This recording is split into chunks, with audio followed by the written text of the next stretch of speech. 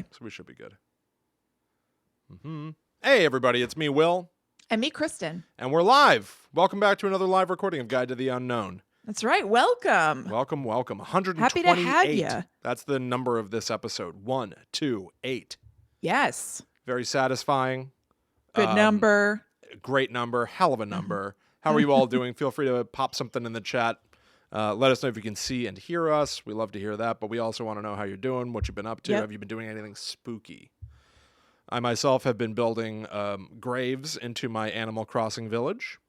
I saw that. Yeah, I made the grave of Mary Ellis, which Kristen and I have visited a couple of times in the past. It's in the back of a movie theater, raised off the ground, so I did the same in Willsboro, my Animal Crossing village. That's right. But yeah, what's going on, everybody? We're going to get started in just a couple of minutes. As always, we'd really appreciate it if people who are watching would consider sharing this video and spreading the word to get more people in here. And right off the bat, I see Michelle, CBFR. Hey, Michelle. Hello. Happy Wednesday. Yes, happy Wednesday.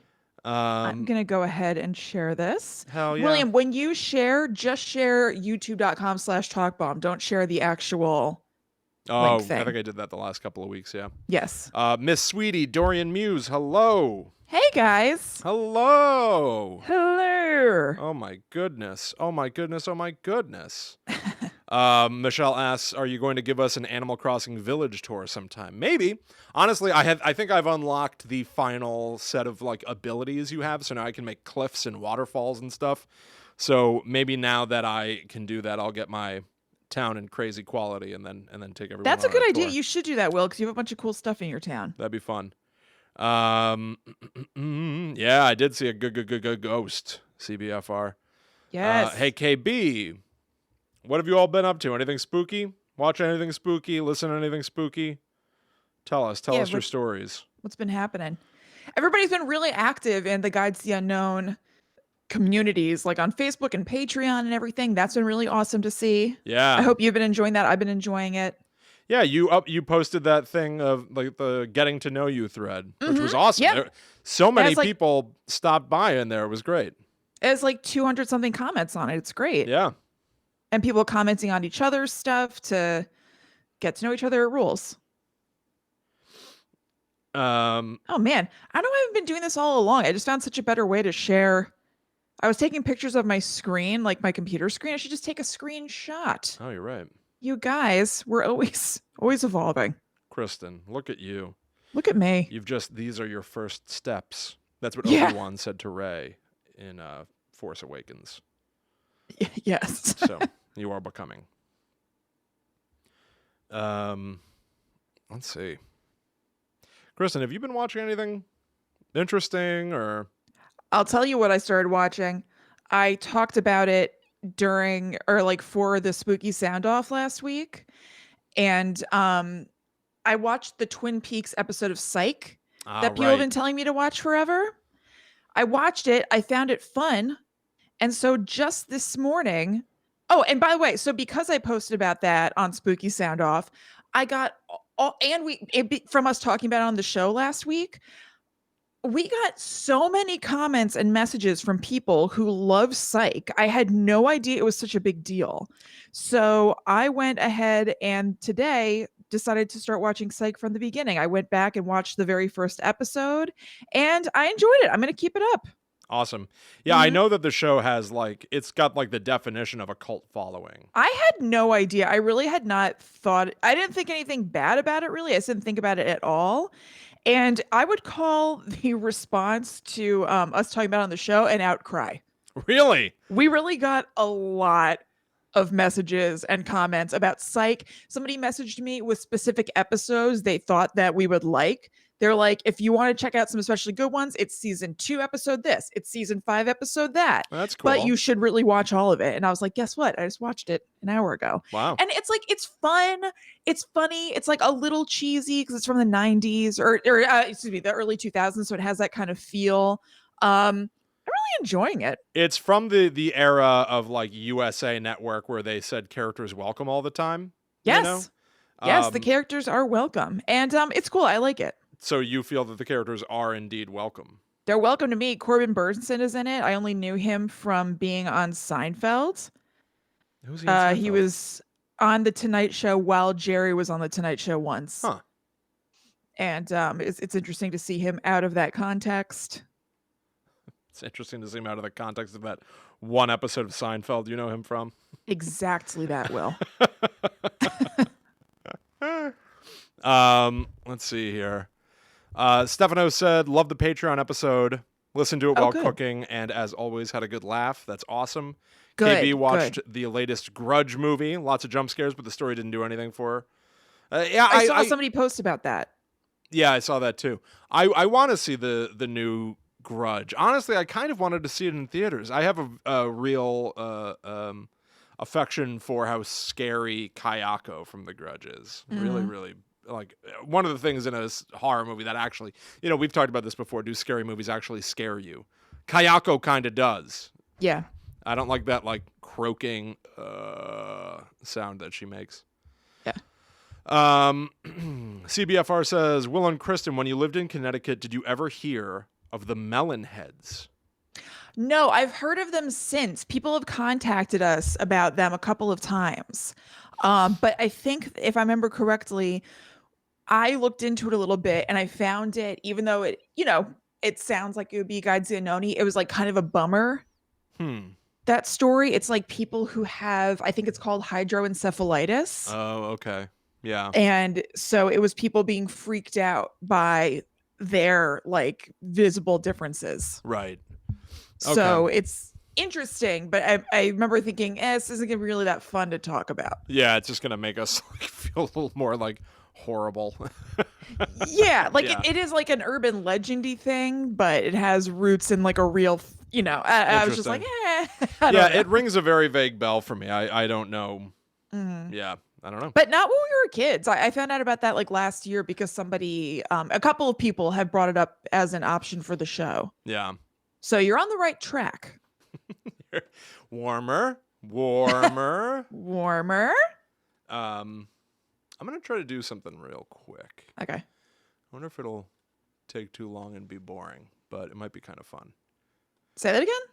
I'm just trying to do something with the live stream real quick that may not pay off in any meaningful or worthwhile way.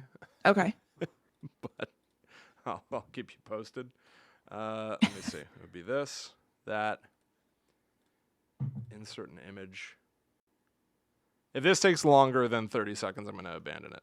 Okay. You will understand in just a moment. Stephanos about us being impressed with us multitasking because they can't listen and do stuff on their phone at the same time. I have a very hard time doing that. I can only do that for the tiny burst of time that I'm sharing something, but also aware of you guys being in the chat. So don't be too impressed. I am notoriously terrible at multitasking. I can't listen to anything that has words in it if I'm trying to read or write words at the same time.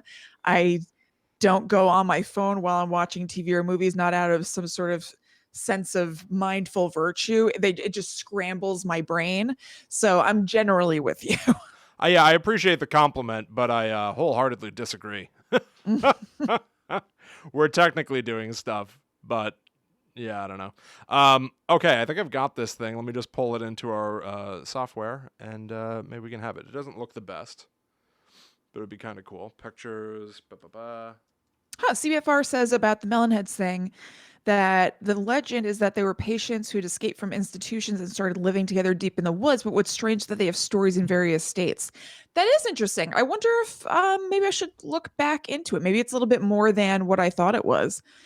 I always like the idea of similar. Oh my God, William, I kind of see what you're doing. Do you guys see this little picture frame on the screen? William's trying to put me in. This is so good. It's not the best because I scooch it up a little bit. Yeah, I gotta. It's not the easiest. This like software doesn't always make it super duper easy to do the things you want to do. This is funny. And you can see that like the edges are all fuzzed out, and that's because it's like a low quality image, but whatever. So what? That's really funny. I really like it. For the sake of fun, it gives a little more context to your face being in the image, right? Like yeah. I like it. You're in Dumbledore's office. There you go. That's it. Excellent. I'm glad you did it. Cool. Sorry, Cool. I think I technically interrupted you. You were reading somebody's comment. CBFR loves the frame. Oh, I was responding to CBFR and saying that I love it when there are, stories about something that seem like they couldn't be possible and that it's just some sort of made up thing. But then why are there people in communities totally separate from each other who have the same story? Is there some credence to it? So it sounds like the Melonheads thing is maybe a little bit like that. Gotcha. I'm a work of art. Yeah, people are loving the frame. Good job, Willie. I'm going to try to... I got the chair out of the shot, too, so maybe it'll look like you're on the wall. Although, if I could get this to hang... Yeah. like outside the boundaries, but whatever. This is about as far as I'm willing to go right now. I really like it. Yeah, it's kind of fun. Yeah. Okay, I'm good if you are. Yeah, I'm just about good. I just realized I want to share it on my personal Instagram real quick. Okay, cool. Yeah, take your time. I tagged myself for a reason. Okay. Kristen, try not to look at our chat conversation for a second. Nah. Okay. Like, don't look at my image or anything. Just do whatever you're doing on your phone, and don't look at the computer. Like for the whole show, or just no, just for a quick second while you're posting. Okay, no problem. While you're posting, yeah. Because Okay. I figured maybe it'd be fun to take this time while Kristen's posting to give everybody a little blip of things I'll be talking about later. Okay. Did you see that? I actually have to technically. All right, did it go away? Wait, look away again for a second. Okay. Okay, you can go back. All right, wait, look away again. Okay, and look back. Look back. All right, now look away again. Are you doing like... I'm actually doing something. Look away. Oh, okay. You saying it so rapidly made me think you were playing mind games. Now look back. Okay. Okay, now look away again. Why don't you just tell me to keep looking away? Yeah, this time I was messing with you. Okay. All right, we're good. Crumbs just came in and I yelled and he left the room. Oh, poor Crummy. Constantly having to deal with your anger. Yeah, my violent outbursts at home. Your rage.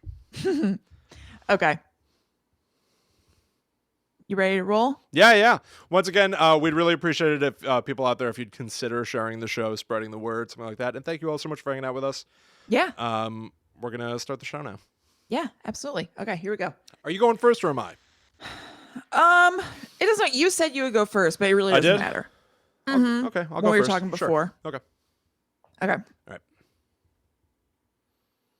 Hello, welcome to Guides the Unknown. I'm Kristen. And I'm her little brother, William. And this week, nom, we're talking about scary food. What are we calling this? I called it freaky food or something like that in my notes. Freaky food, that works. Yeah. Terrifying treats. Ooh, okay, there we go. So we are using some alliteration to talk about food's use in horror movies and also horror-themed foods in the real world, a la Booberry. Yeah, so once again, we're continuing our ongoing theme in these trying times of sticking to topics that are as ridiculous as humanly possible. Exactly. Last week wasn't really ridiculous, per se. Wait, did I lose you? No, I'm here. Okay, phew. Sorry. I was hiding the screen from myself so I could bring my notes up. Well, that's okay, because I was hiding. Oh, no, last week wasn't ridiculous per se, but I know that a lot of people find true crime weirdly comforting. So we felt like that was still kind of in keeping with our comfort food, wink, stretch of shows during this time. Yeah, because if you're not familiar with Guide to the Unknown, this is what we call a comedy podcast about horror. Kristen and I are a brother and sister team. We release a new episode of the show every Friday. You can find it on Apple Podcasts. You can watch a video version on youtube.com/talkbomb where you can actually see us talking to each other. You can follow us on Stitcher, Spotify. You can follow the entire show on social media by following @GTTUpod to keep up to date with when new episodes are coming out. Also, if you're listening to this as it releases, there is a brand new bonus episode that just came out on patreon.com/GTTUpod, where Kristen and I talked about our horror backgrounds. What were the things in our childhood that got us interested in horror? So we talk a little bit about movies. We talk a lot about sort of the spooky place where we grew up. And so it sort of gives you a peek behind the curtain and a better, understanding of who we are and where we came from. That's a lot of fun. And Yeah. you can, if you don't already back us on Patreon, you can listen to that show by, once again, going to patreon.com/GTTUpod. If you back us on the Netherworld Warrior level, which starts at $4 a month, you're going to get access to that show and a dozen plus more bonus shows that are only available on our Patreon. That's right. We also want to mention that we have merch now available that has our logo on it. So if you go to tpublic.com/user/GTTUpod, you can pick up shirts of all sorts. You can pick up buttons and pins, magnets, mugs, even pillows that have the Guides to the Unknown logo on them. And I wanted to mention that this month we're donating all of our proceeds from the merch. So we only get a portion. It's really $1 or $2 per shirt and even less for other items.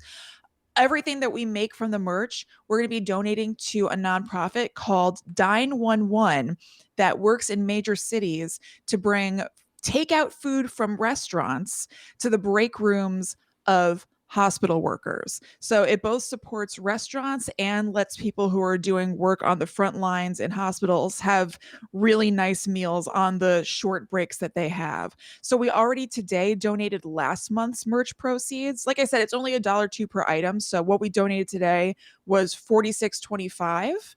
And anything else that we make for next month is also going to go to Dine11. And if you want more info about them, you can go to Dine11. That's the numbers 11.org. And yeah, you could basically, you'll be donating money to a good cause while getting something at the same time, besides the sense of satisfaction. Yeah. So it might be kind of a cool thing to do. Yeah, exactly. I thought it was a great idea when Kristen brought it up, and a real no-brainer, especially in times that we know are hard for a lot of people, and people who work in hospitals. We need them. Kristen and I have a real soft spot for them in particular, and yeah, it would just be great. So that's you can do that by getting our stuff again on tpublic.com/user/GTTUpod. That's right. All right, William. Yeah, let's do it. Kick it off. So the first thing that I thought of, we divided the sort of topic this week into real life horror themed food and horror themed stuff that's munchy from movies and pop culture. So I've got the real life stuff, and the thing that instantly came to mind, the thing that popped into my head instantly was Ecto Cooler, which was Oh my God. I didn't even think about that at all. I forgot that that existed. hell yeah. It was that's the Ghostbusters branded High C, which I drank as a kid growing up, and I know that a lot of people are very nostalgic for it, but it has sort of been discontinued for a long time. We drank a ton of Ecto Cooler. I'm surprised that that didn't spring immediately to mind. Right? Yeah, Yeah, so I think that was part of the Sips brand, right? Sips? Sips? High C. No. Oh, High C. Oh, okay. You make know me what Sips is? sick. Do you know what I'm talking about? Those juice boxes? Oh, definitely, yeah. Okay. Those are crap. Hit me with the High C any day. So the Ecto Cooler Ghostbusters High C came out in 1989. It was for Ghostbusters 2. It was like marketing materials for Ghostbusters 2. But it was so popular that it lived on until 1997. This means that it outlived the real Ghostbusters cartoon show. It was basically its own thing. I distinctly remember seeing Slimer on juice boxes like all my childhood, basically. Oh, yeah. Nevertheless, it persisted. Yeah, but I think that in 1997, technically Ecto Cooler stopped existing. But it must have only been because maybe they didn't want to carry the Ghostbusters logo anymore. There was no new Ghostbusters stuff, so why the hell do we have Slimer on our things? Or, maybe Paramount Pictures or whoever would make this decision was like, hey, you can't have our characters on your juice. I don't know. But either Any number way, of reasons. right after 1997, the product was renamed Shoutin' Orange Tanger Green. Okay, that kind of answers my question because I was going to ask you what the flavor of Ecto Cooler was. Yeah, it was citrus. It's a Okay. citrus tangerine kind of thing. That makes sense. I'm a big fan of citrus. I know, it's wonderful. And Slimer was replaced, but they kept all the color schemes and stuff, including goopy green stuff. And so Slimer was weird. replaced on the packaging by a blobby slop mouth. a green ooze mouth for Does their. it look like Slimer basically, or it's just a mouth? You're saying It's just a mouth. It's almost like the Rocky Horror lips shouting. Okay. But So all green, green teeth, green tongue, green lips, green everything. Not even like lipstick green, like literally as if Slimer, shapeshifted into a pair of lips.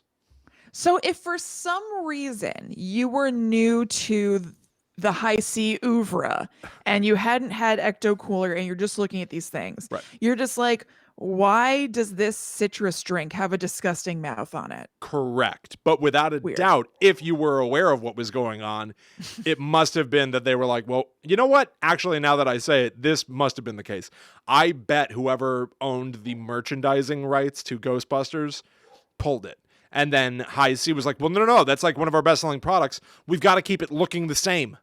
We've got to make something so that if people only see it in their peripheral vision, they don't even realize that anything is different at all. That's definitely what it sounds like. Yeah. Now, it stayed that way, shoutin' orange tangerine with goo lips, until 2007-ish. Somewhere in there, it stopped even being called Shoutin' Orange Tangerine, and then it was just known as Citrus Tangerine, something like that. But it died in 2007 altogether, completely removed from market until, and this was very exciting, 2016, the new Ghostbusters movie, the all-female reboot, the very controversial 2016 Ghostbusters, brought back Ecto Cooler. It was in the stores. Oh. It was being sold online by people who were obsessively collecting it and trying to flip it. It was in my mouth. In the theater, I got an Ecto Cooler cocktail when we watched Ghostbusters 2016 in theaters. It was very exciting. Allie and I bought a pack of Ecto Cooler because we knew it was going to go away again, and it did. It's gone again. And we slowly sipped on it until we finally heard the last pathetic gurgles of our straw at the bottom of that paper cup. The death knell. The death knell of any juice box. Yeah. That little Yeah. pathetic final slurp. That's the worst. It is the worst. But that's the end of Ecto Cooler, really, except that Ghostbusters Afterlife, which unfortunately has been pushed to later. I actually think it's being pushed like a year. It is. It's March 2021 now. Yeah, but hopefully that will give them time to make sure that they're also bringing back the Ecto Cooler. I bet they're using this time to stock up on as much Ecto Cooler as they can for the big push in March 2021. I bet that there are people who, like, under quarantine are making sure that they've got as much Ecto Cooler as they can. Or they're like, thank God I stocked up on all that Ecto Cooler 4 years ago. There's someone who has stocked up on everything. So truly that really could be. Also, I bet they're selling Ecto Cooler on eBay. I'm sure they are, but is there any would you ever No. drink Ecto Cooler that was purchased on eBay? No. No, I would not. No. I have a note about accepting food or drink from strangers in my thing a little bit later, and I feel like that falls underneath that kind of category. Yeah, there's no way. I understand that, like, sometimes people collect foodstuffs or buy them on. We had a cousin who collected a bunch of Star Wars stuff, and he had like old Pepsi bottles and chip bags. Hey, decoration only, man. I about to say more power to you, but I'm not gonna pop, and I'll never stop not popping. Yeah, there's no reason to stop because I didn't pop. One other fun fact about Ghostbusters Afterlife coming out next year. It is being helmed by the son of Ivan Reitman, who directed the first 2 Ghostbusters movies, Jason Reitman. Now, IMDb trivia about Jason Reitman. Jason Reitman was a fan of Earthbreak, that show that I produced. Oh, that's right. Yeah. That's right. He tweeted about it. Produced, worked on some of the scripts, and handled the Tribeca premiere. That Jason Reitman, who directed the new Ghostbusters, is a fan of one of my shows. All right, Joe Hollywood. Hey, how'd you know my nickname? Moving on. Because I'm the one who made it up. Oh, that makes sense. Actually, you know what? Bookmark these things for after the show ends. In these trying times, what could be better? Everybody go listen to Blackwood, Earthbreak, and The Long Hallway. If you have never listened to those before, those are the audio dramas that I have worked on myself. I directed The Long Hallway, wrote a few, acted in a few, directed them all. Earthbreak, I'm one of the producers of. I worked on all the scripts for that with Morgan Ormond, who created the show and wrote everything and is an amazing writer. And Blackwood, I wrote. Go listen to those things. Anyway, let's move on. When you said, okay, bookmark this for later, I thought you were being like, look at Jason Reitman's Twitter, find the one where he said that he liked Earthbreak, bookmark it for later, check it out. You're going to want to read this tweet. It's going to take you all night. No. That's why if you're watching video or anything, I started to make a face because I was like, what? Yeah, what are you talking gotcha. about? All right, let's get to the big guns. Why should we hold off any longer? General Mills Monster cereal. See, this is what I automatically thought of when we came up with this topic. Boo Berry, Frankenberry, and I'm sure there are others. Oh, yeah, Count Chocula. Yep. Do you know the other two? There are two more. Boo Berry, Frankenberry, Count Chocula. Lesser known. There's almost nothing to even say about them. They were so, seldom seen. No, go ahead. There is Fruit Brute. Okay. Oh, yeah, I've seen him. And Fruity Yummy Mummy. I knew there was a mummy thing. Did I just say that out loud or was it in my head? I knew it. Neither of those last two, Fruit Brute or Yummy Mummy, were on store shelves for very long. They were basically introduced and pulled pretty quickly. But yeah, no, these cereals, the monster cereals, were introduced in 1971. The original two were Count Chocula and Frankenberry. They are the fathers of the cereal monsters. In 73, they added Boo Berry. 74, they added Fruit Brute, the werewolf. That was discontinued 8 years later in 1982. 1987, they added Fruity Yummy Mummy, which was originally just called Yummy Mummy, and then I think it was selling poorly, and they were like, nobody knows what this is. Fruity Yummy Mummy. To be specific. Yeah, that was discontinued after 5 years. In 2010, they only became seasonal, so they're not always on the store shelves, but they do appear in the autumn and around Halloween. And this is a weird one. In 2014, General Mills enlisted the help of DC Comics to help create designs of the cereal in time for Halloween. Total redesigns, although to say total is kind of a misnomer. They got comic book artists like Jim Lee to redraw Boo Berry, Frankenberry, and Count Chocula and sort of update the designs and make them more visually interesting. They just kind of look the same, but like really like high quality art. In a way. Like the cartoon style is not even particularly different. They look like comic book characters now. But they still sell cereal. So you know that they're weird. I have a sort of like a fascination with cereal mascots.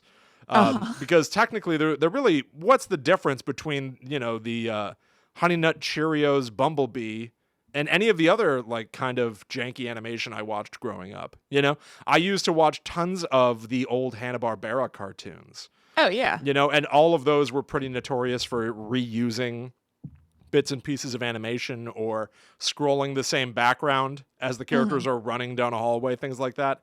And then I would watch the cartoon characters that were selling me cereal and think like, why aren't they? I honestly had this thought as a child. Why don't these characters have personalities and stories? What's the difference?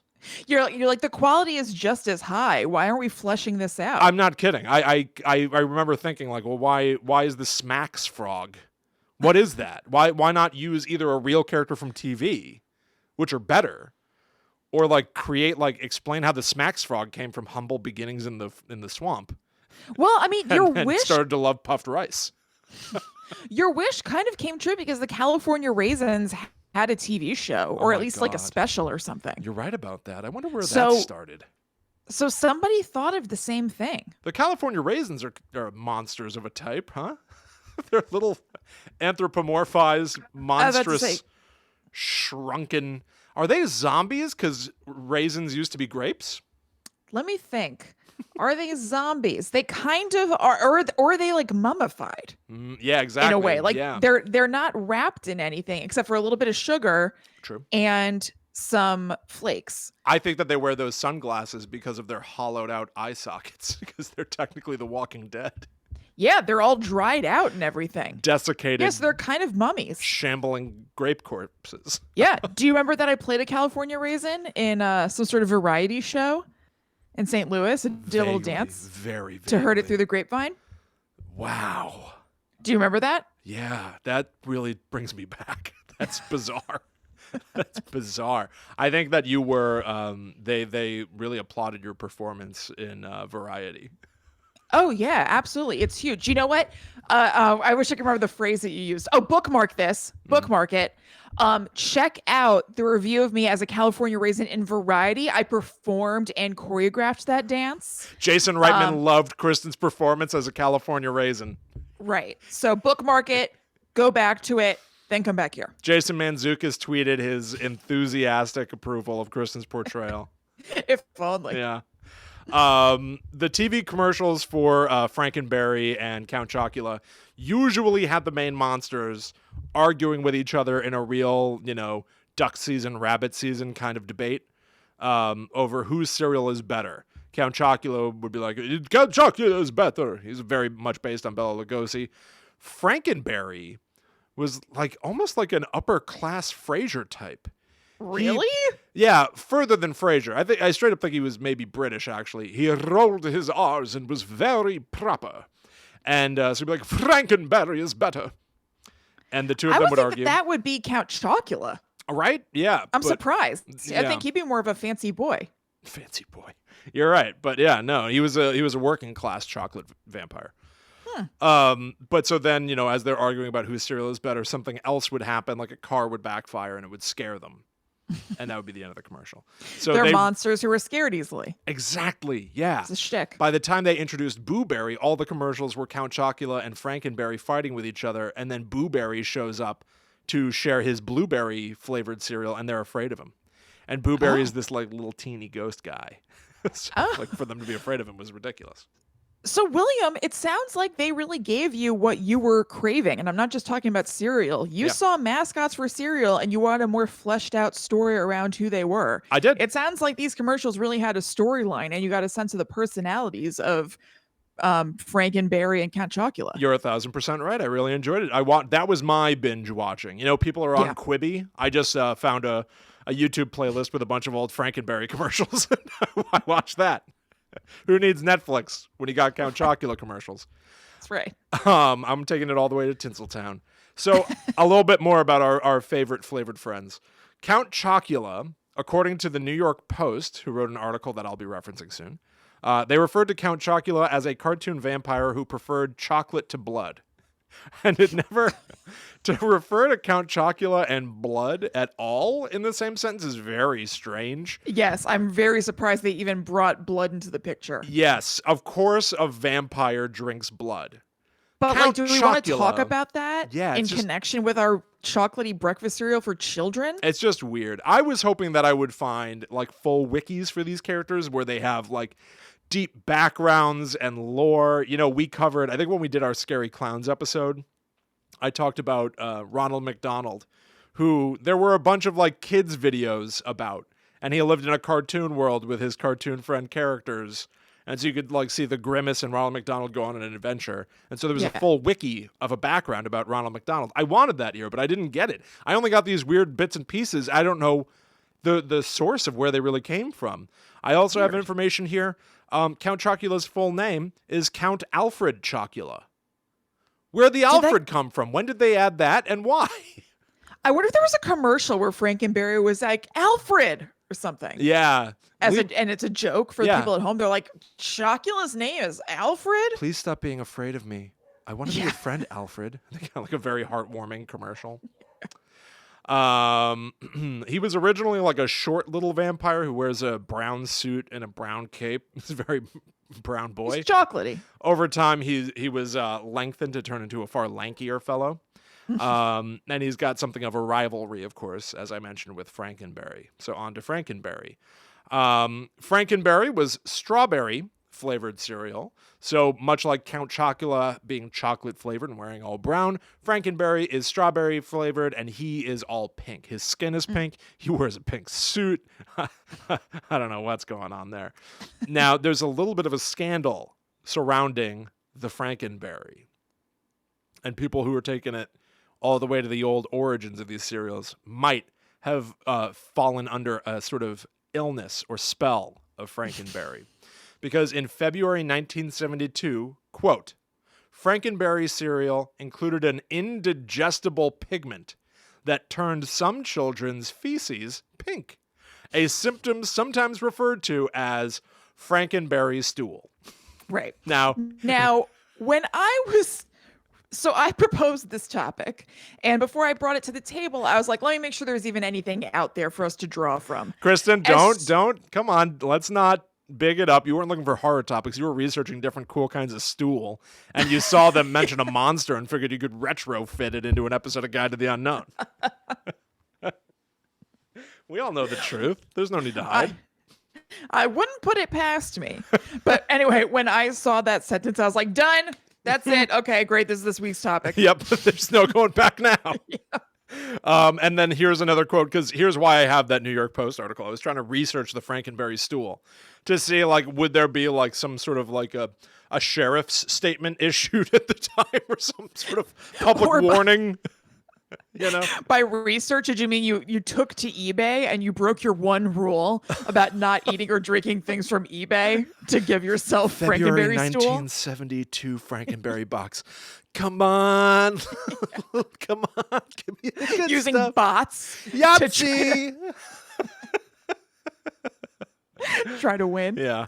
I bet that does go for a lot, though, right? If there are those like disgusting waterlogged boxes from February 1972, you know somebody is keeping that in like a climate-controlled safe. I don't know. Does anybody care enough about the specific Frankenberry stool cereal boxes that's happening? I'll get into it later, but there are some people who take their obsession to various extremes. All right. You know what? Let me get out of your hair. Go ahead. Thank you. So this New York Post article was a somewhat recent article talking about the monster cereal as a concept overall. But they did have a little blurb that got into the Frankenberry stool phenomenon where children's feces turned pink. Saying, good luck finding a 10-year-old who sees that as a bad thing. I don't know, like... kind of editorializing is that? Yeah, that's weird. I don't feel like 10-year-olds would particularly be stoked about that. I mean, I guess they think it was a little funny as long as they didn't think that they died, but it's not like a known thing that 10-year-olds love colored stool or something. Exactly. I still think it'd be really, really weird. Quite frankly, this says more about journalist Brian Nemitz from the New York Post than anything else. I wonder if he was embarrassed. I wonder if anybody like called him out on that. It's like, why would you think that anybody would be excited about that? Yeah, he like pissed off like the editor of the New York Post. And so they're like, all right, you've got the monster cereal article then, and I want a stool mention in there. No, come on. Although, Will, I did just realize it's a little bit different when it's you yourself, but I just remembered that our dad told us that he had a dog who ate a box of crayons. Do you remember this? Yeah. And that the dog pooped colors, and we loved that. We thought it was hysterical. We used to make him tell that story all the time. Right. So maybe Brian Nimitz or whatever his name is isn't that far off base. Maybe not. You know what? I take it back, Brian Nimitz. Yeah. To be fair. Good on you. Good luck finding a 10-year-old who sees that as a bad thing. That's how the article ends, by the way. That's like one of the final like proclamations. That's weird. It's very strange. So Frankenberry seems to be a sort of steampunk inspired character. He's wearing little goggles that have welded bolts all around them. He has got a steam whistle coming out one side of his head and a steam gauge on the other. So literally he maybe is powered by steam rather than, electricity like real Frankenstein's monster. Yeah. I found a little more information about these characters from superheroes.fandom.com, which I think is a wiki that's all about, superheroes primarily, which is why I think they phrased this stat this way. Frankenberry displays superhuman strength and durability. I don't know. I think, that's like a copy and paste from Superman's entry, but, I guess they needed to fill that category on the Frankenberry wiki page. Did you say durability? Yeah. Superhuman strength and durability. Doesn't seem like a way you would describe a person. That reminds me of the descriptions of creepypasta villains that I found when I researched Jeff the serial. What's that guy's name? Jeff the Killer? Yeah, something like that. Yeah, Jeff the Killer. Yeah, something like that. Where it was like powers, drinking, partying, Yeah. talking back, or whatever. And it was like, what kinds of powers are these? Yes, that's exactly what it was. It was one of those like little summary sections where it just Yeah. gave like quick bites about his personality. Right. All right, let's move on to Booberry. So once again, Booberry came third. He's a little teeny ghost wearing a pork pie hat and a bow tie for his blueberry flavored cereal. He is based on, I did not know this. I don't know why I would have known this, actually. He's based on Peter Lorre. Do you know who Peter Lorre is? Yeah. That's He's very an old-timey actor who sounded very scary. He was like almost typecast as mad scientists and murderers and killers. He had like very bulging eyes and His voice was parodied in a million kids' cartoons. Yeah, there's nothing kids love more than Peter Lorre on site. That's such a weird thing to make a mascot for a children's cereal. I think it was more the fact that he was associated with horror, and so was Booberry. I know, but still, I mean, these are children's sugary cereals. It's just strange. It's also a weird design for Booberry. He's got like very heavy eyelids that make him look like he's like sedated, or I don't know. He's like I don't know. He's riding some sort of high. Maybe a sugar high. Maybe a sugar crash. Yeah. Seems like he needs to sleep. Maybe he needs a spoonful. Here's also from the superheroes.fandom.com like wiki, like two I guess like too descriptive of Booberry. Here's what they say. Booberry is a ghost with the traditional abilities associated with spirits. He can be corporeal or solid, invisible or visible. He uses rattling chains to cause a visceral effect in those observing him. By the way, what they're not saying is those observing him are Count Chocula and Frankenberry. It's like a lofty description of Booberry on the superheroes wiki. But to say it's very like literary kind of the description. And yeah. They also say base of operations, castle. Because there's a castle in one of the commercials. The internet's great. His base of operations, where Booberry, base of operations. Booberry carries out all his schemes like selling cereal. So I found this. I found the following. We were talking about people who, how could anybody be so obsessed with Frankenberry? Well, there is somebody who's super obsessed with Booberry, and his name is Roger Barr. And he has been featured on tons of things. He's been on segments from the Food Channel. He's been in like news articles, and they did a segment on him on a show called Totally Obsessed, hosted by Fred Willard on VH1. Do you remember this show? I do. It was about like super fans. Yes, I totally remember that. And so they did a segment on Roger Barr, who is a Booberry fanatic. First had the cereal when he was 7 years old, and says that he eats at least one bowl per day, every day, since he was 7. So that's like thousands of bowls of Booberry. So how is he...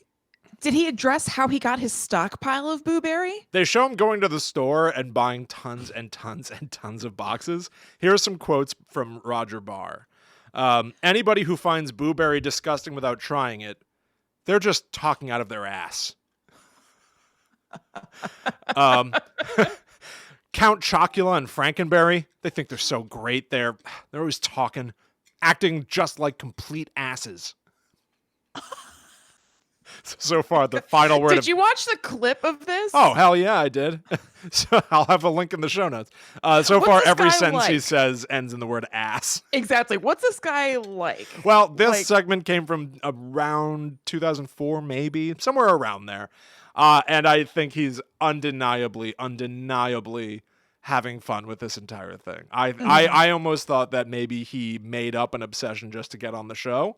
He does. Here's the thing. He has been featured in tons of other things, which indicate he genuinely is like a But maybe that Booberry taught him collector. that you have to razzle dazzle a little bit. You have to put a little bit of personality into it. I think that is also true.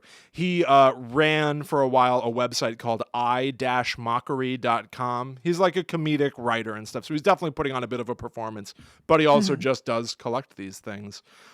They said on the segment from Totally Obsessed that General Mills eventually sent him a cease and desist because he kept writing songs that were anti-Count Chocula and anti-Frankenberry. I don't know how true that could possibly be. They show him in a grocery store buying a bunch of Count Chocula and talk about how He doesn't like the other two mascots, and they show him hiding boxes of Count Chocula behind other products, muttering to himself, "Friggin' Chocula, who needs it?" That's awesome. He also hides a box of Count That's Chocula. really funny. It was pretty funny, and he seemed like it was more about like. I think that show was probably meant to be like you're laughing at him. I was definitely laughing with him. He seemed like he was having a really good time with us. Oh yeah, to be doing like that sounds like he was intending to be funny. Yeah. He said, I equate, so he's hiding boxes of Count Chocula behind toilet paper. He brought them to other parts of the store to hide Count Chocula behind the toilet paper. He said, I equate Count Chocula with crap, so what better place to put it than with toilet paper? How old was this guy? So I think he's about our age. He was... I think he's approximately around our age now. So back in 2004, right. He's like in his early 20s, something like that, probably. That's so wait, if he's around our age, then didn't you say that Boo Berry came out and went away in like the 70s?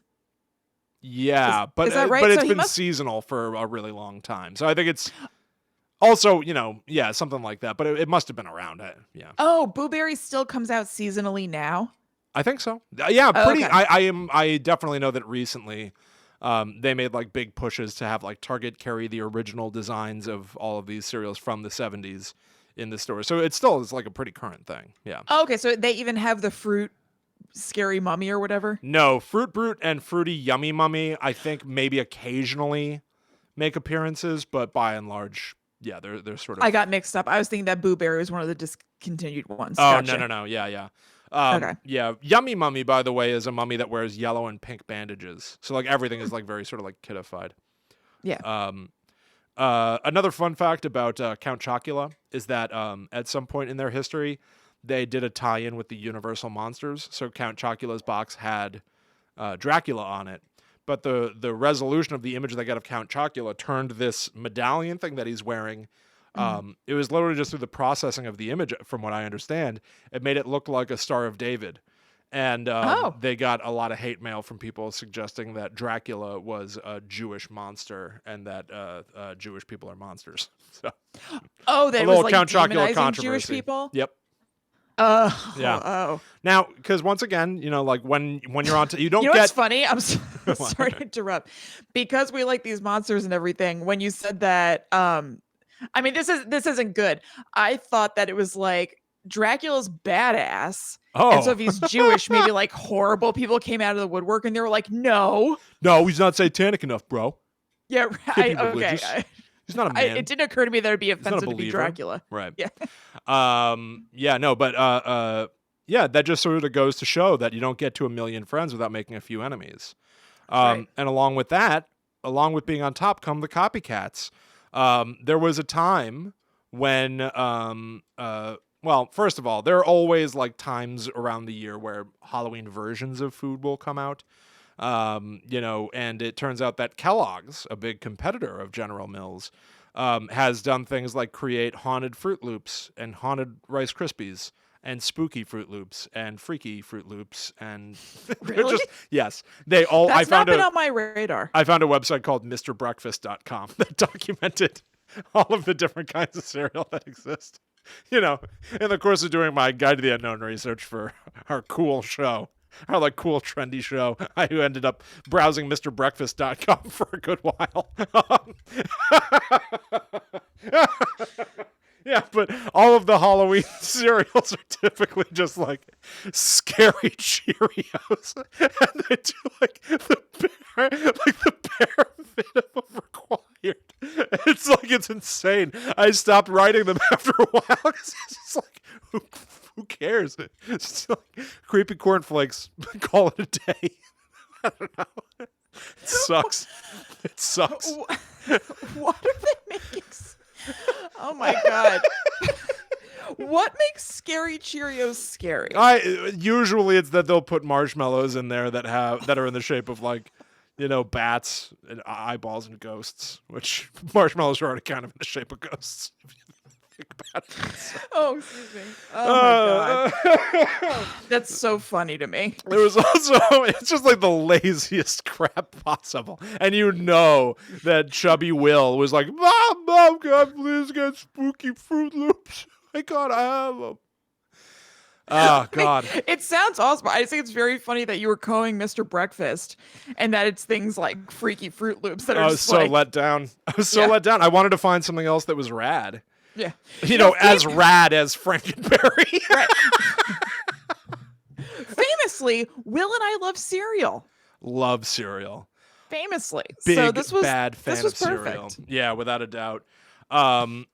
Anyway, there also is a type of cereal that got discontinued. Or not even, I don't think it even got to exist, really. It was going to be called Post Ghosties. Oh. This is true.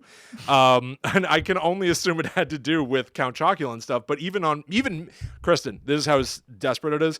Even Mr. Breakfast doesn't know when this cereal was going to be made. All he has to go by are some images of a commercial they almost made with Casper. So someone really buried this thing. Yeah, they really buried that cereal. They don't want it to be known, but you know what? We're going to do our due diligence and we're going to share the truth. There was a find out. Post Ghosties jingle on Mr. Breakfast, though, which was, "It's a honey of a morning, starting it off with Post Ghosties. You'll love sweet corn when it's tumbled in honey. Your day's bound to be sunny, starting it off with Post Ghosties." Not very scary. What? That's so weird. It feels like either they needed to make the jingle scarier or just why are they even calling this ghosties? Yeah, why are you bothering? Did they produce something that ended up being semi in the shape of a ghost? So they're like, why don't we call it ghosties? You know, I have no idea. It's another, listen, I don't like to generalize, but cereal people are lazy. Apparently some of them are if we're just talking scary Cheerios. That's what I'm saying. General Mills over there are working their asses off to Yeah. get blueberry to the people, but then That's Kellogg, how, Kristen, that's how General Mills rose up the ranks to become general in the first to place. become a general. Worked his ass off. So here's the thing. All right, here's how we're going to wrap up our General Mills conversation on Guide to the Unknown. So, When you said something earlier about General Mills enlisting something. did and- I? Yes, you were reading something. They said it, and it was a normal use of the word enlisting. It's what you would say normally for anything, but it struck me funny. There was a general That's funny. Yeah. enlisting. So in 2018, General Mills launched a website, workwiththemonsters.com. At the top of this website was an image featuring Frankenberry lying on the floor, looking like he just cleaned his room. Yeah. He's on a pink backdrop, head in his hand, smiling at the camera, and on the left it says, "Hello, Hollywood." And He looks like Burt Reynolds in Playgirl. he does. And here is what the website, the message on the website said. "We are calling all filmmakers, actors, agents, writers, producers, animators, tastemakers, deal makers, movers, and shakers. We want to work with you to bring great stories to life, from mythical fables to magical journeys, fairy tales to folk tales, cliffhangers to nail-biters, heroic sagas to cosmic battles, binge-worthy dramas to historic epics. Blockbusters to indies, serials to sequels. Together, let's captivate the hearts and minds of teens and adults. This isn't a contest. This isn't a pitch for free ideas. We humbly submit this brief to you, Hollywood." And they were really asking for creatives to pitch to them their ideas for how to evolve the General Mills monster cereal mascots into movies and stuff. Is this still available? No. This website doesn't exist except on the Wayback Machine. Damn it. But Damn it. I know. Kristen, I was kicking myself.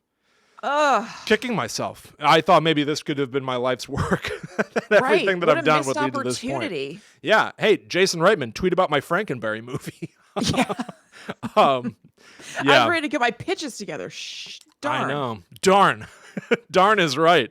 And so we're going to leave it. We're going to sort of leave it there, except I thought of one other spooky food thing, Kristen. Okay. You know, it occurred to me as I was digging around trying to find other scary foods, panicking as it was getting closer and closer to showtime, realizing all I had to do was talk about Frankenberry to Count Chocula, Boo Berry, feeling like Look, maybe that you wasn't made it enough. work. Thank you. And I remembered something that I don't think that we ever really talked about. that sort of harkens back to the origins of Guide to the Unknown, but in a very unexpected way. For you see, in the autumn of 2017, there was a contest announced. A contest announced and run by one Mr. Chester Cheeto. That's right. Yes, Cheetos held a contest for people out in the world to make monsters with their little snacks. They released special Halloween bags of Cheetos in the shapes of bones, skulls, rib cages. They had their Flamin' Hot Cheetos, which are red. You can use their regular Cheetos, their regular orange Cheetos, or their white bones. Anything that was a Cheetos product, you could use the puffs even, balls. Yep, that's right. And if they selected your invention, your creature, which you would upload to a Cheetos museum and give it a title and give it a name, you could have won $50,000. Now, I don't think Guide to the Unknown existed yet, but it was about to. Yeah, I think you're right, because I think one of the first things that I posted on the Guide to the Unknown Instagram page was about us doing that. Yeah. And so we bought, so many bags of Cheetos. And Loads. loaded up some horror movies, carved some pumpkins, and made some Cheetos creatures. So for those of you watching on youtube.com/talkbomb, you can see them. I'm sure we'll also share them on our social media at GTTUpod. For those of you listening, we will describe them. Yes. Here are some of our Cheetos creations. We've got little jack-o'-lantern looking guys with bugged out eyes. The Stick Man from the Blair Witch Project, made out of Cheetos. Can you believe it? I think With lots of grease spots around it. Oh my God, so many grease spots. We were watching the Blair Witch Project while making Stickman Cheetos. Right. Here's watching Book of Shadows Blair Witch 2 while making a little Cheeto creature. Made a chessboard out of Cheetos, a dog that's breathing fire. Here's one that I found on Allie's phone earlier, which I think might be a portrait of Michael Richards. I think it's Kramer in Cheetos. Maybe it form. looks like he's got big hair like Kramer. Doesn't it look alarmingly like Kramer? Yeah, it really kind of does. It's amazing. Yeah. There's like a weird octopus, some sort of a bunny, another bug out thing, a jack-o'-lantern. We worked our asses off. And I got to tell you, I don't think that we really uploaded them to the Cheetos Museum. Yes, we did. We We did? 100% did. I think that, I don't know how I could access it, but I think that we did even more. And that they're not on your guys' phones, that they were on like mine or Ryan's phones. You and should that, check, yeah. I'll check, because I 100% uploaded them to the Cheetos Museum. I wanted that money, baby. I know, so did I. I went to Michael's and I got, what kind of paper was that? I can't remember what it's called, but I got us patterned paper for backgrounds so that our pictures could look good. Yeah, that's right. Yeah, I forgot about that. But yeah, I also found on my phone a few screenshots from the Cheetos Museum because I took screenshots of other people's work. So here's one called the Inferno Rascal. That's just like, I don't know, a little humanoid thing. But the description was the Inferno Rascal loves fire. Oh. Which I think is probably why I copied this image down. Yeah, it's funny. The Medusa Monster, 3 Cheetos sticking out of the top of a flaming red hot circle Cheetos. The Medusa Monster. Monster cheese snake snacks on his head. That's the description. Some of them are profound in their simplicity. Here's one called, I think this one's my favorite. It's titled Night and Dig. It is like a Cheetos stick man, and the description is, the guy is digging in the night, then the moon turned him into a hot Cheeto. Immediately took a screenshot of Night and Dig. For all I know, they won the $50K. I hope they did. Night and Dig. The guy is digging in the night, and then the moon turned him into a hot Cheeto. That's amazing. There's good old Pile of Bones, some sort of a conjoined twin double-headed clown monstrosity. The Pile of Bones are 2 brothers who were born together. One is often referred to as the devil. The other is the angel. They never get along. These are uploaded in like the Cheetos. This is like a real dissection of like the psyche of people who eat Cheetos. You know? Yes. I think a lot of them are children. Probably. This one, though, is pretty well made. There is a spider web made out of Cheetos in the top left. Then a almost like a Black Widow spider dangling from a thread of silk on the right with a red body. And the title of this submission is The Redback Bone Collector. which is scary. Yeah, that's like they're calling, like, that's the name of that kind of spider. Yeah, the description: this 8-legged venomous monster strikes in the night and brings back his next collectible to add to his twisted web of bones. Yeah, that's badass. That's a grown-up. Pretty heavy stuff for the Cheetos contest, but also totally rad. Night and dig. Moon comes out, turned him into a hot Cheeto. Anyway, that's all I have to say about spooky food Night now. and dig. Night and I dig. remember when I was uploading things to the Cheetos Museum and looking at them, I was some of them were just like that, but some of them I was like, there were like 3D designs. Oh yeah, I was like, I some don't of think them I'm getting are that really 50K. good. We've got, we have another image that we made that is too hot for YouTube, which maybe we can share somewhere else. I don't remember. You don't know what I'm talking about? No. Maybe I'll try to find it so we can share it. Oh, I think I'm remembering. Yeah. Okay. There was an extra doodle in one of our images, let's just say. I don't think we uploaded that one. I don't think we did either. But there you go. Real life horror foods. Are you scared yet? I'm terrified. So now I'm going to bring us to the use of food in horror movies. So fictional life horror foods. And let's transition smoothly by first talking about the Fruit Loops cereal in the movie Get Out from 2017. Yeah. So this is from a scene that became kind of iconic where, no spoilers really for Get Out-ish. One of the characters in Get Out is eating Fruit Loops with milk, but she has them separate. She's got a tall glass of milk and a bowl of Fruit Loops, and she's eating Fruit Loop, drinking milk, eating Fruit Loop, drinking milk. And it's just it's weird and unsettling. Like, why is this person eating this way? And people ended up thinking that it was intentional symbolism, Right. because the movie plays with themes of race.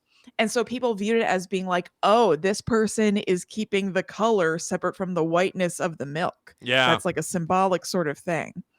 And and that's cool. It's a cool idea. It's a fascinating interpretation. Yeah. Yes. And it was not intentional. That was an idea that the actress Allison Williams had just because it'd be a weird thing to do. She was like, it'll just be a strange thing to do. Yeah. And Jordan Peele, the director and writer and producer, was asked about it later. And he was like, yeah, I think it's awesome that people noticed that, but that wasn't on purpose. That wasn't intentional symbolism. But like, yeah, I'm all about that theory. I love that even more. Yeah, I love it too, that it wasn't even meant to be that way. Something that it seems like probably was used intentionally is the tea in Get Out.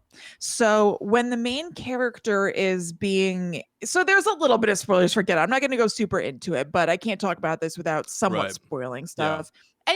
And you probably kind of know anyway. It seems like it was such a huge deal movie, rightly, that it's like almost just in the public consciousness. The main character is hypnotized in the movie, and that's done kind of with tea with a spoon in it as a tool. And it's a silver spoon that somebody is using and swirling around their teacup and tapping it. So almost using that the same way that in a schlocky movie or something that you would use a pendulum or something that brings somebody deeper and deeper. It's like this swish tap of this silver spoon on china. It was cool to use a cup of tea as like later in the movie, it's almost used like a weapon in a sense. That when this character is doing that something bad's about to happen. It's really cool.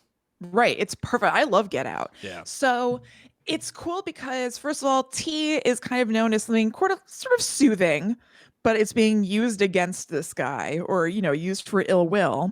And the thing that does seem to be intentionally symbolic is the fact that it's a silver spoon, like a nice silver spoon that she's using.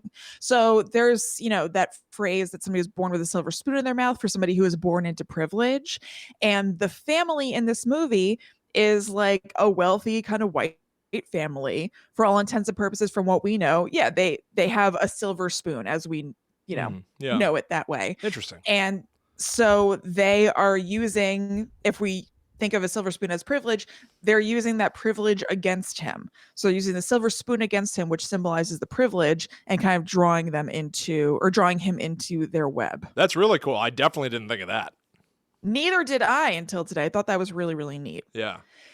So moving on to something that's just kind of like a vague theme that I think fits into this sort of thing. The theme of drinking alcohol being a factor in scary movies. I feel like there is a well-known trope in movies about people having sex and then dying. And like, as long as you don't have sex, you're not going to die. The virgin makes it toward the end. I think that you could look at drinking in somewhat of a similar way. Because, like, think about Friday the 13th. The counselors are getting drunk and hooking up instead of watching Jason. And then they are punished for that later on. Oh, yeah. So I feel like it's kind of the same sort of loss of virtue sort of deal. Yes. That also happens to some extent. Sorry, but like No. that's also sort of the thing that is very iconically pointed out by Randy in Scream. You can never drink or do drugs. And yeah, it's not just the sin of it, but it's also the lack of I feel like the representation of the final girl is meant to be purity in all things. But even still, the iconic final girl, Jamie Lee Curtis from Halloween, smokes a joint.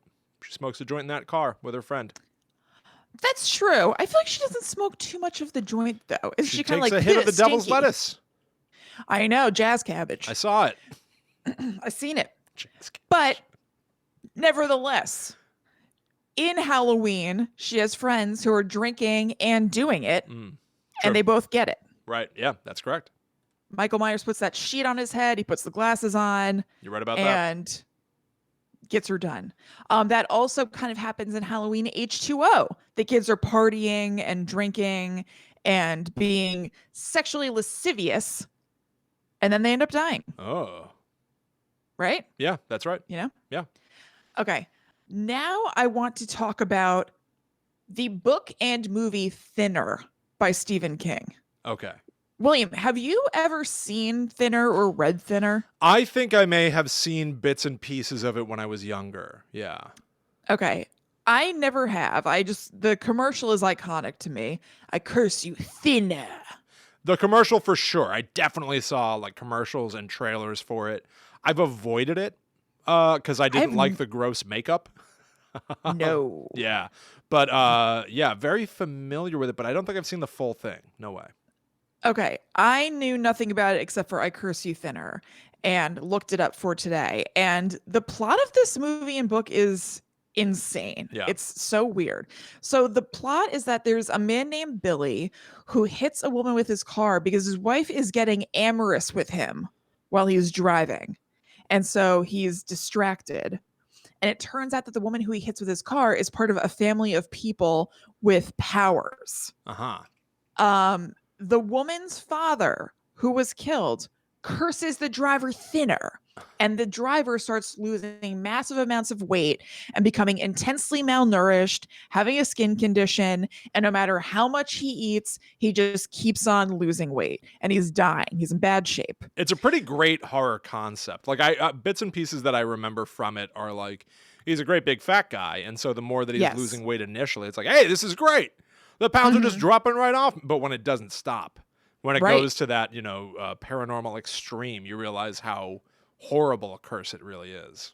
Right. It's gone wrong.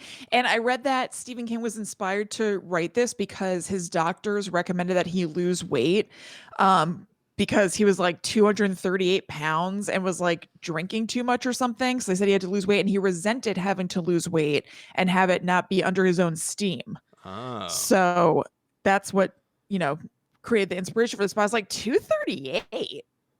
Yeah. That's like nothing. Like I weigh 230. I mean, no. Did he use the phrase under his own steam, or is that you? I'm not sure. Because steam is what they drink in Dr. Sleep. That's true. That's true. I'm not totally sure. It's I got this information from the Wikipedia page, which will be linked in the show notes. You guys can check and see if Uncle Stevie said his own steam or if I said his own steam. Uncle Stevie or Aunt Chrissy. I know that it's a phrase, and maybe that's why he ended up using steam in Dr. Sleep, because it is like the phrase, but it just struck me. Yeah. Yeah, I don't know. So the deal is, okay, so, this guy is losing more and more weight. He's dying. He's not feeling well. So he goes to see the family and he begs them to reverse the curse, but they refuse. However, the next day, the father of the woman who he killed has softened a little bit, and he comes to Billy's house with a pie. So when Billy was visiting that family, he got shot in the hand because they don't like him. He killed a member of the family. And when the father comes to visit with this pie, the father puts some of Billy's blood from his hand onto the pie, and he tells Billy that the curse will be transferred to someone else if he can get them to eat it. The curse can't be destroyed or ended, but it can be transmuted. He immediately eats a piece himself. Well, the father urges him to eat a piece of it himself because that will cause him to die. I guess eating his own blood and transferring the curse to himself, he'll be like double cursed or something. And the father's saying in his eyes, then Billy will die with dignity instead of, just going through this thing long term. Huh. He can just drop. That's weird. So Billy is going to feed it to his wife because he sees all of this as being her fault because she was getting handsy with him in the car. Whoa. But before he can do that, I guess maybe he brought it home or whatever. He put it in the fridge. He's like, I'll take care of this later. Before he can do that, his wife and their daughter start digging into this new pie in the fridge. Oh my God. And so he's like, oh my God, they're going to die because of this. I was going to kill the wife anyway, but not my daughter. This isn't on my own terms, under my own steam. And so he decides to dig in and eat the pie too, so that he can join them in death. Oh, really? That's full family Yes. death is how that ends? Yes, at least the book. I read the synopsis of the book. Wow, that's crazy. Isn't that a nutty book? That is really nutty. I think it speaks to some of what I love about horror being metaphorical for real life things, like the idea that Stephen King wrote it because he was told to lose weight, and so he transformed that into an extreme horror story. I love. There are elements of it that are also sort of like there's a trope in horror of being like cursed by the old gypsy woman or what have you. That's what it is. I wasn't saying that. I know it's not yeah. right, but that is the horror trope. Right. Which was even then also used in a really fun way in the movie Drag Me to Hell by Sam Raimi. I love Drag Me to Hell. I know. I it's one that I have had an urge to rewatch for a while now. Yeah, it's just fun, honestly, that sort of story. Thinner in particular feels gross to me. Same. I still have no interest in seeing it or reading this. I feel like there's a lot of talk about him gorging himself on food Yes, to try exactly. to gain weight, and just it sounds gross. He's got an extreme skin condition, and the father who cursed him also cursed a judge, and that judge ends up having scales instead of skin. There was some stuff I cut out of it because I was just focusing on the food part. Sure. Yeah, just weird stuff. But I definitely love a curse story. I think curses are... Oh, I love a curse story. Yeah, hell yeah. There's the possibility of reversing it Yep. somewhere. And what are you going to have to do to make that happen? Can you make it happen? It all becomes about scheming and going through the backflips and stuff like that, which I love. Right, exactly. They're kind of instant set stakes. Yes, and the begging of somebody to please reverse it, Yes. Yeah. Yeah. Love a curse. Love it. Okay, so now we're going to move on to something that we talked about in episode 97, an episode that you alerted to earlier about scary clowns. Huh. Will, you brought up the movie Killer Clowns from Outer Space. Did I just now? No. In episode 97 in that episode. about scary okay. clowns. Yeah. Yeah. And those killer clowns use a lot of food as weapons. They sure do. They are very food-based. They use cotton candy as a weapon. They basically cocoon and smother people in cotton candy because it's circusy. And they also use a popcorn gun. Yeah. Oh my God, I forgot about the popcorn gun. Yeah, the popcorn itself are little creatures. Oh my God, I didn't remember Yeah, that. I think so. They're little munching, angry creatures. Oh God. Yeah. They're That sounds cocooning people in cotton candy, which turns them into giant, gummy bear versions of humans. And then they slurp that up. They eat you. Yuck-oh. Right. Oh, it's so gross. Yeah. Something that I alluded to a little bit earlier in this episode is that I would not eat food that a random stranger offered to me, nor drink. Right. So I wouldn't be slurping up an ectoplasm, or what's it called? Ecto Cooler from eBay. No.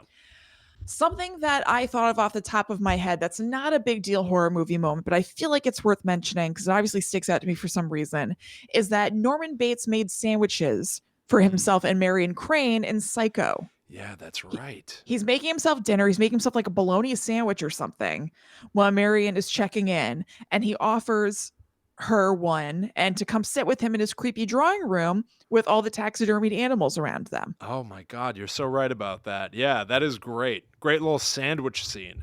Right. Would you ever? No. No. There's also another fantastic food scene with Norman Bates in Psycho 3. Do you have that by chance? Oh my God. No, I don't. You know what I'm talking about, though? It's in what is he doing? I think he's it's making in like pancakes or waffles in the kitchen or something. kind of. He's in the kitchen, and he is doing taxidermy on a dead bird.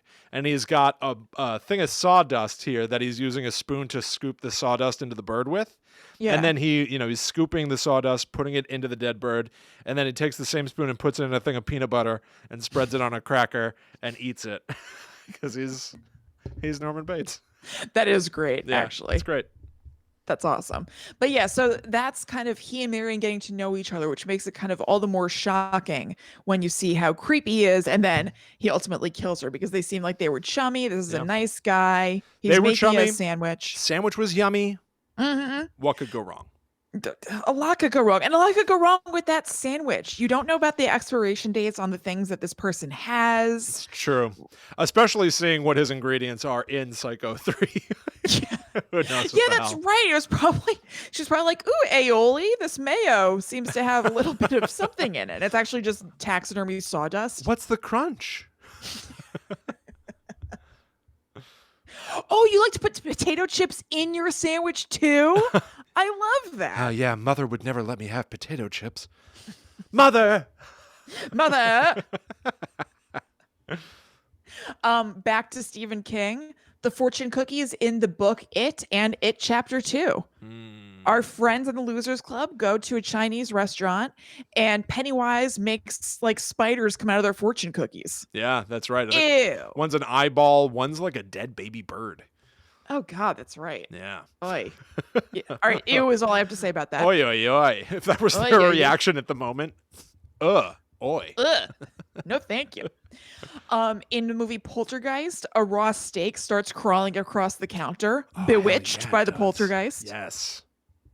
And also, chicken wings start to get all wormy and maggoty because the poltergeist is just like freaking out their house, basically.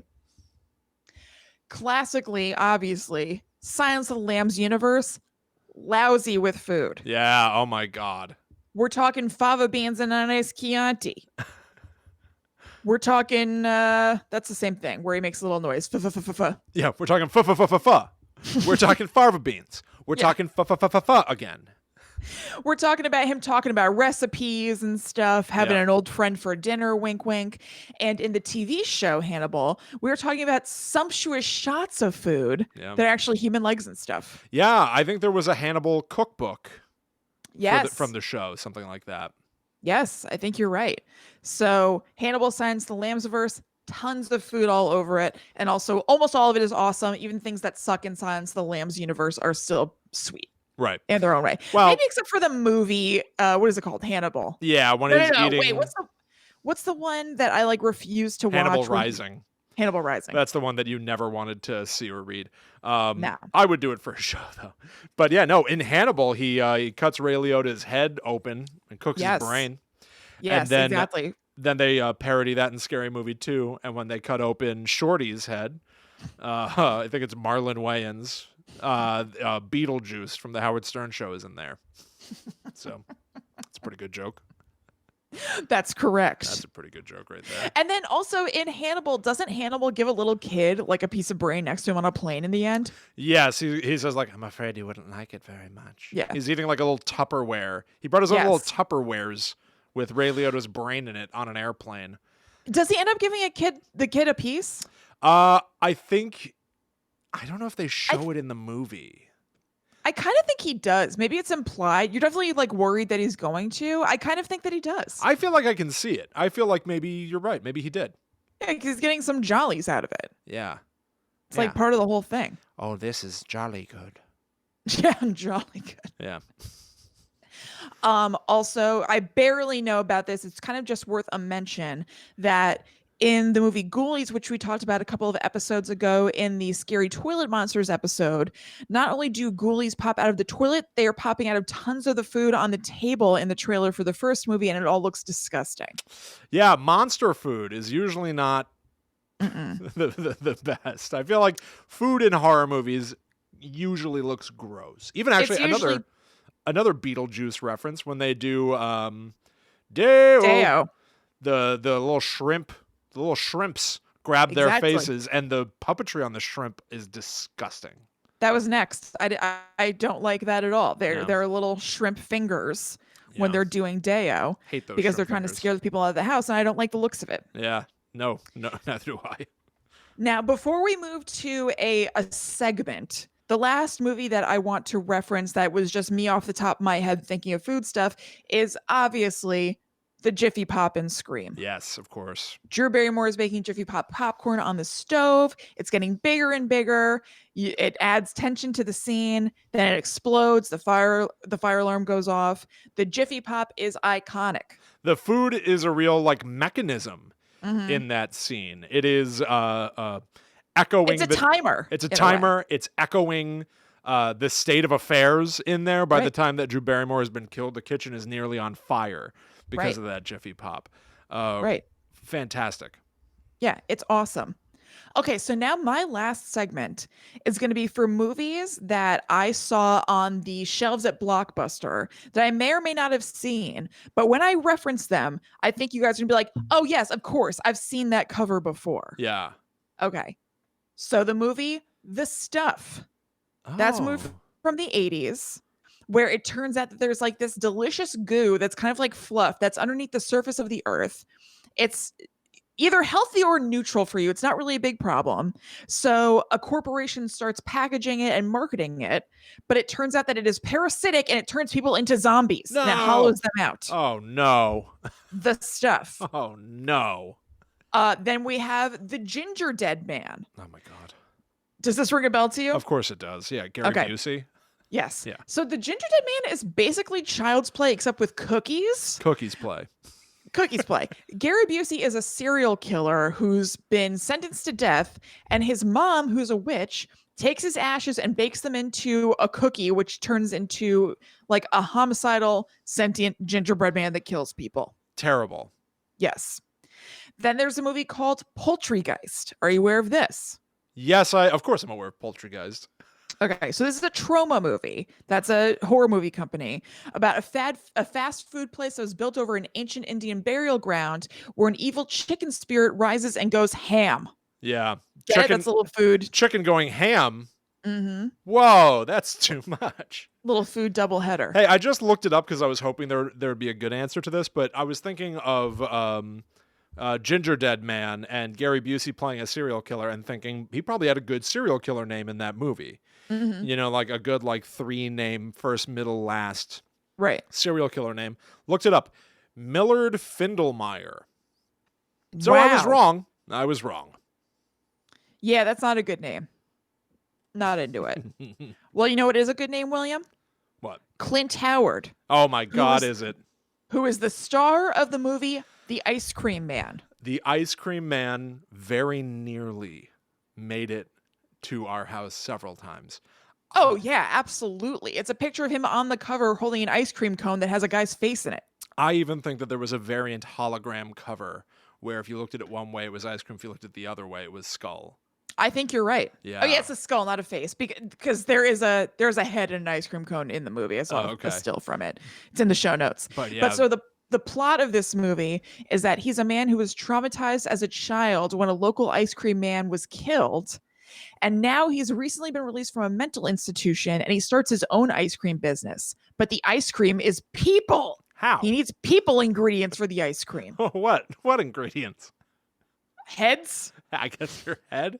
at least from the still from the movie that I saw. Oh, okay. That's weird. Yeah. Yeah, that movie is like, yeah, I can see it very clearly in my mind's eye. Me too. That's the one that stands out to me the most out of all these blockbuster things that Yeah. I remember seeing there is definitely the Ice Cream Man. I would only want it on VHS. I would not want to see a DVD, a Blu-ray, nothing good quality. It needs to be a VHS, that one. Yeah, that's true. You know what I just thought of? I don't have it on the list, but another thing that you would definitely always see at Blockbuster was Jack Frost, the horror movie. Hell yeah. And so on its face, that's not food stuff, but the way that you defeat Jack Frost is with bananas. What? Yes, he Why? like hates bananas. I don't know. He's like allergic to them or something. I don't know what. So you have to like shoot bananas at him or like touch him with bananas. Something that you and Jack Frost have in common. I know. Very, very weird. So That's it falls into the bizarre. same category of these like goofy kinds Yeah. of movies. For sure. So the last one I'm going to mention is a movie called Thanksgiving. So this is a movie about a demonic turkey named Turkey, Turkie instead of EY, who rises from hell every 500 years to kill every white person that he encounters. And this started back at Plymouth Rock. So I guess he is a figure who is getting revenge for colonialism. Yeah, this we tried to watch once. Do you remember? I vaguely remember. We tried to watch this. It was horrible. Yeah. I think that this, if I'm thinking of the correct movie, and I think I am, they really tried to echo that that vibe of Freddy Krueger or Chucky of, oh, the killer's got 1,000,001 jokes and doesn't shut up. We did try to watch this. I think we got I'm not even like exaggerating. I think we got maybe 10 minutes in. Maybe. And had to You're stop. absolutely right. I forgot about that, but we definitely did. Yep. Now you've rocketed me back in time. It was at your first apartment Yeah. in our cute Exactly. little town here. We gave it a shot. We gave it a good old-fashioned college try, but neither one of us finished college, so we turned No. that sucker off. So we we gave it the exact same kind of try. Yeah, Quit. exactly. Yeah. Goodbye. Okay. And so I lied. There is one more I'm going to mention. It might be the most iconic of all the food horror movies, Attack of the Killer Tomatoes. Yeah. Hell yeah. Tomatoes turn sentient and they start murdering humans so that they can take over society. But luckily, they can be controlled by music. That is lucky. Yes, thank I God. remember watching the cartoon show of this constantly. Yes, Attack of the Killer Tomatoes. Remember Yeah. nothing else about it. I don't know what the plot of this thing is. If there are main characters, I have no idea. I only remember that I did a double feature of Attack of the Killer Tomatoes and The Blob at a sleepover. And I don't remember anything about it beyond that. Yeah, the Blob is an interesting one, huh? Like, I feel like there's like a long cinematic history to the Blob, but I don't really know much of anything about it. I don't either. I genuinely, I have no feelings about it. I don't remember what I thought of it. I know I didn't think it was scary. Yeah. I don't remember if I liked it, disliked it, whatever. Is it like a catastrophe movie, like a 2012, where it's like, oh, the world governments are, like are almost like weather turned bad kind of a vibe, where it's just like, we gotta run, it's Like, dangerous here. Like, what is the Blob made of? Yeah, or even just like there's no negotiating with it, right? Like it's a featureless, I think so. Yes, it can't be stopped. It's just a blob. I mean, they obviously must stop it somehow in the end, but I'm really not sure how. Do you think the Blob is like, people are like, yeah, the original was great, and then all the remakes? Like, is there any chance it was ever good? No, I mean, I think that these are both like jokey horror movies. I don't think that The Blob is a genuine horror movie, and I don't think Attack of the Killer Tomatoes is either. I think that they're Interesting. kind of like They're almost parody. parodies. Yeah, exactly. Right. Yeah. That's interesting. Yeah, I don't know. We should cover horror parodies at some point. Yeah. Oh my God, Right, William, that's- you're right. There's so many. Dead and Loving It. 1,000 of them. 1,000 of them. There are so many that we could do. Yeah. Okay. Well, I guess is that was the last mention. it, that's just it, an yep. honorable mention to Attack of the Killer Tomatoes. Mhm. I just want to say a phrase to you in particular as we cap things off, that monkey's brains, while popular in Cantonese cuisine, are not often to be found in Washington, D.C. That's right. That is from the movie Clue. That's right. I can quote the whole thing I just quoted and nothing more. Thank you all so much for hanging out with us. We're now at the end of this week's episode of Guide to the Unknown. We hope you had a good time. If you need more Guide to the Unknown, make sure you're following at GTTUpod on Twitter, Facebook, and Instagram to keep up to date with every time that we're releasing a new show. As mentioned at the top of the show, a brand new episode of the Netherworld Dispatch just came out this week. So if you go to patreon.com/GTTUpod and back us on the Netherworld Warrior level starting at $4 a month, you can get access to that show, digging into our spooky past, and a ton of other shows that are up there just waiting for you. You can also go to tpublic.com/user/GTTUpod to get Guide to the Unknown merchandise, which once again, Kristen? Yep. It's all of the proceeds that we receive are going to go to dine11.org, which hooks up hospital workers with takeout restaurant food. So it's supporting the restaurant industry and giving hospital workers yummy food. Yeah, so go do that right now. Link in the show notes. You can also follow Kristen and myself online individually. That's right. I'm at Chillin' Kristen on Instagram and Twitter. And I am the Myth Traveler. I also want to say that you can join our Facebook Secret Society group by going to facebook.com/groups/GTTUpod to talk back with us and other people who watch and listen to this show. There are a lot of really fun conversations happening in that group, and it's been more active now than ever before. We've been approving more people coming in daily. And so definitely stop in, say hi, share your own horror interests with other people, or talk about whatever the hell you want, really. Yeah, totally. And last thing, we would super appreciate it if you left us a 5-star review on Apple Podcasts or wherever you get your podcasts. Yeah, you know what? Actually, about that, I thought for a while that we weren't getting new reviews anymore, but it turns out that Apple was like changing their system over, and now they've got it all updated and everything is available once again, which means that I can read new reviews to you. They've been there, they just haven't been showing them to me. So here's a new review that we got from KYAP7590 titled Love It. Kristen and Will are so hilarious, and I love listening to their banter back and forth while also learning about all things spooky and weird, single-handedly getting me through this quarantine. Thanks, guys. Well, thank you. We hope that you are all doing well. We love hearing from all of you, so please feel free to reach out. Send us topics that we could cover on future episodes of the show. Tell us your paranormal experiences, and they could become part of a future Listener Stories episode. And just thank you. Just thank you all once again.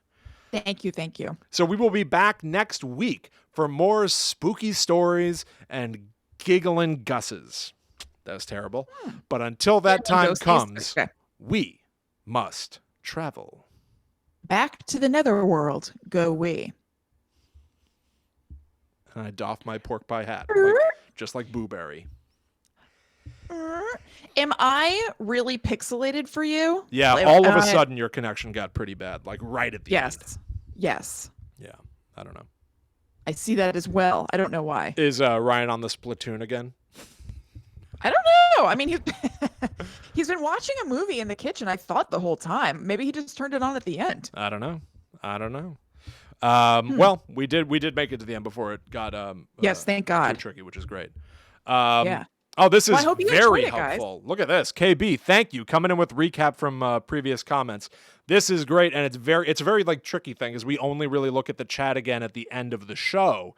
But this is great. Recap stuff that you want us to address or talk about, any questions that you might have, because it's just not feasible for us to see everything that everyone's been talking about for the last hour and a half. Wow. Oh, yeah, that is good. Yeah, but so recap of KB's previous comments. The witches using potion and treats to turn children into mice, and Indiana Jones in the Temple of Doom, the lunch dinner scene. Yeah, there is, when they go to Pancop Palace in Indiana Jones and the Temple of Doom, they eat a snake that is full of other snakes. They have monkey brains as well. I believe that that scene and other depictions of Indiana Jones and the Temple of Doom have been labeled as at least culturally insensitive, if not racist. But yes, they do eat a snake full of snakes in that movie. Yes. And actually, mentioning the witches, I just talked about how I loved Roald Dahl books when I was a kid in our most recent Patreon episode that's up. And that's kind of part of my like spooky horror history is the witches. Yeah. Yeah. You're totally right. Dorian Muse says no Soylent Green. Soylent Green's a weird one. Yeah, I mean, first of all, there's so many examples of like horror food. Like, I'm sure there are 1,000,001 things that we could have mentioned as well. But Soylent Green, yeah, I think, I don't know if I've seen that full movie, but certainly the sort of iconic nature of the Soylent Green as people reveal right. is really insane. Just really, I've really never insane. seen it. No? I think I watched it with Mom once. I think so. Yeah, I don't know. Yeah. KB also says I love Stanley like, Tucci, which is great. I love him too. I absolutely love. Why are we talking about Stanley Tucci though? I'm not sure. I just saw I love Stanley Tucci and I had to call it out. This is great. I do. Yeah. I do too. I love his Tushy.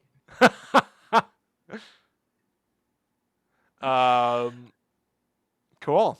I'm also seeing a call for more Ghost adventures. We'll get to it. Time permitting. Yeah, exactly. That might be a trickier one to weave back into, but I would love to do that. That'd be very Yeah, fun. totally. We haven't forgotten about it, but we can't say it's coming anytime soon. Yeah, even just if to not leave you guys hanging. exactly things, even if they don't come right back, they're always in the hopper. But yeah, we love to know that you're hankering. Thank you for more Ghost Adventures. Or angling. Hankering or angling, whatever you say, whatever you want. Okay, everybody. Well, there you go. Thank you all so much for hanging out with us. We really do hope that you're doing well. Yeah. And we really appreciate you stopping by every week. It's super fun. I love seeing all the conversations happening in the chat. I feel like I say this every week, but it's just true. I always get at approximately this point, I get hit by this wave of there are all these people. At the end, yeah, it's like, oh my gosh. I know. It's really nice. Yeah. But all right, I think we're going to split ski. But we'll definitely see you soon. More stuff on Patreon soon, I'm sure, as well. Yeah. And all right, everybody. Yeah, that's a wrap on us. Have a great rest of your night. See you later.